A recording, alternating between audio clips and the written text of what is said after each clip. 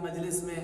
مجلس برخاست ہوتی تھی، آپ سے کہتے تھے 2 منٹ تنہائی میں بات کرنی ہے، کوئی بہت ضروری کام ہے، اور بس تنہائی میں کیا بات کرنی ہے، کوئی مقصد نہیں۔ 2 کام تھے ان کے، ایک تو حضور کا تھوڑا وقت ضائع ہو جائے تاکہ کسی اچھے کام میں آپ کا وقت لگ نہ سکے، دوسرا ان کا کیا مقصد تھا، عام لوگوں پر ہمارا روب جمے کہ ہمارا کتنا گہرا تعلق ہے اللہ کے حبیب کے ساتھ۔ خود رسول پاک صلی اللہ علیہ وسلم کا طریقہ کار کیا تھا؟ فرمایا جب کوئی آپ سے مصافحہ کرتا، جب تک وہ ہاتھ نہ کھینچتا آپ اس کے ہاتھ میں سے ہاتھ نہیں کھینچتے تھے۔ دیکھیے جب آپ کو کوئی سلام کرتا، فرمایا کبھی ایسا نہیں ہوا کہ آپ نے دنیا کے متکبروں کی طرح اس کو کہہ دیا وعلیکم السلام، ہے نا؟ قرآن پاک میں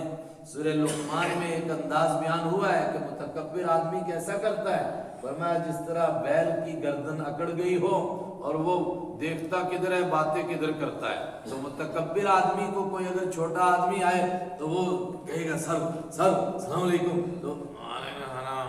وہ دیکھے گا کدھر، بات کدھر کرے گا۔ لیکن حضور ایسے کراتے، فرمایا نہیں، یہ توجہ بوجہی، آپ اس کی طرف اپنے چہرے مبارک سے متوجہ ہوتے تھے۔ جب اللہ کے حبیب کا یہ رویہ ہے اور ادھر وہ چاہتا ہے کہ حضور صلی اللہ علیہ وسلم کا وقت میں اسی طرح ضائع کروں، تو کتنے لوگ اسی طرح بس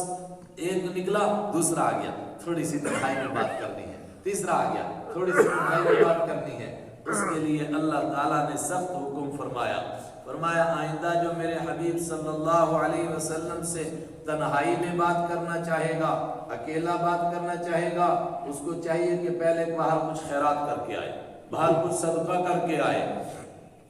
جو ایمان والے تھے انہوں نے کہا تو جان بھی قربان کر دیں گے، جب حضور سے بات کرنی ہوگی تو گھر بیچ ڈالیں گے، خیرات کرنے میں کیا پریشانی ہے، اللہ کے حبیب سے 1 منٹ مل جائے بات کرنے کے لیے۔ آج ادنا سے ادنا ایمان والا اس کو کہیں کہ تیری ساری جائیداد لے لیں گے اور تجھے اللہ کے نبی صلی اللہ علیہ وسلم سے 1 منٹ بات کرنے کا موقع مل جائے گا۔ میں نہیں سمجھتا ہوں کہ پوری دنیا کا کوئی بے نمازی جو آیا ہی نہ ہو مسجد میں وہ بھی کہے نہیں جی پیسے نہیں دے سکتا، میں سب کچھ قربان کر دے گا۔ لیکن منافق کہنے لگے دیکھو جناب اب تو ملاقات کے لیے بھی پہلے فیس ادا کرنی ہے، اب تو ملاقات کا بھی کرایہ دینا ہے۔ مقصد ہی یہی تھا تاکہ یہ ننگے ہو جائے، چنانچہ انہوں نے وقت لینا چھوڑ دیا، اس کے لیے حکم نازل ہوا یا ایھا الذین آمنوا، اے وہ لوگوں جو ایمان لائے ہو، اذا جب ناجیتم تم سرگوشی کرو، تم تنہائی میں بات کرو، الرسول حضرت رسول اکرم صلی اللہ علیہ وسلم کے ساتھ جب بھی تم الگ بات کرنا چاہو، تنہائی میں بات کرنا چاہو میرے نبی سے، فقدموا بین یدی نجواکم صدقہ، فقدموا آگے پیش کرو، بین یدی نجواکم اپنی سرگوشی سے پہلے صدقہ کچھ خیرات کر کے آؤ، پہلے جاؤ خیرات کرو، اس کے بعد میرے حبیب سے آ کر کے بات کرو۔ ذالکم خیر لکم، یہ بہتر ہے، لکم تمہارے لیے، وَأَطْهَرُ اور یہ تمہارے دلوں کو پاک کرنے والا طریقہ ہے۔ اب جو بھی جس کے دل میں محبت ہوگی وہ اللہ کے حبیب سے بات کرے گا، پیسہ پہلے دے گا تو ہے اور کتنی خوشی سے دے گا، اس کا دل پاک ہو جائے گا، اور جو منافق ہے وہ ننگا ہو جائے گا۔ چنانچہ منافقوں نے فوراً تبصرہ کرنا شروع کیا کہ دیکھو جناب کہہ رہے تھے کہ یہ بہت مہربان ہیں، اب تو ملاقات کے لیے بھی کرایہ چاہیے، اب تو ملاقات کے لیے فیس ادا کرو۔ پھر سنو یا ایھا الذین، اے وہ لوگو آمنو جو ایمان لا چکے ہو، اذا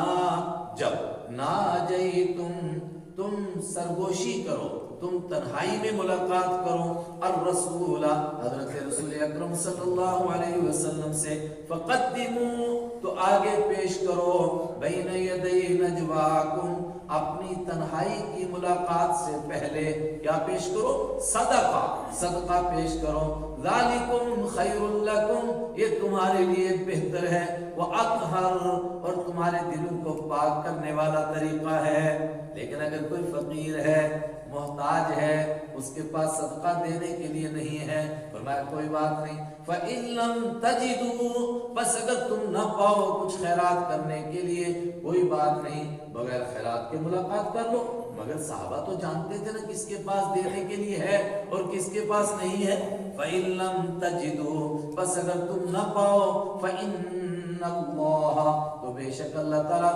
غفور، بہت بخشنے والا ہے، رحیم، بڑا مہربان ہے۔ بغیر صدقہ کیے ہی تم میرے حبیب سے ملاقات کرو، اگرچہ یہ غلطی ہے مگر اللہ غفور ہے، معاف کرے گا، رحیم ہے، رحم فرمائے گا۔ یہ حکم آیا اور اس کا مقصد یہی کہ منافق ننگے ہو جائیں، اور ایسا حکم بہت دفعہ قرآن پاک میں آیا تاکہ کچے اور پکے الگ الگ ہو جائیں۔ خاص طور سے اللہ کے راستے میں مال کی قربانی دینے کے لیے تو جگہ جگہ قرآن پاک نے کہا کہ ہم نے یہ خاص طور سے سخت حکم کس لیے دیا، تاکہ پتہ چل جائے کہ سچے کون ہیں اور جھوٹے کون ہیں۔ اللہ تعالی ہمیں دین کو سمجھنے کی توفیق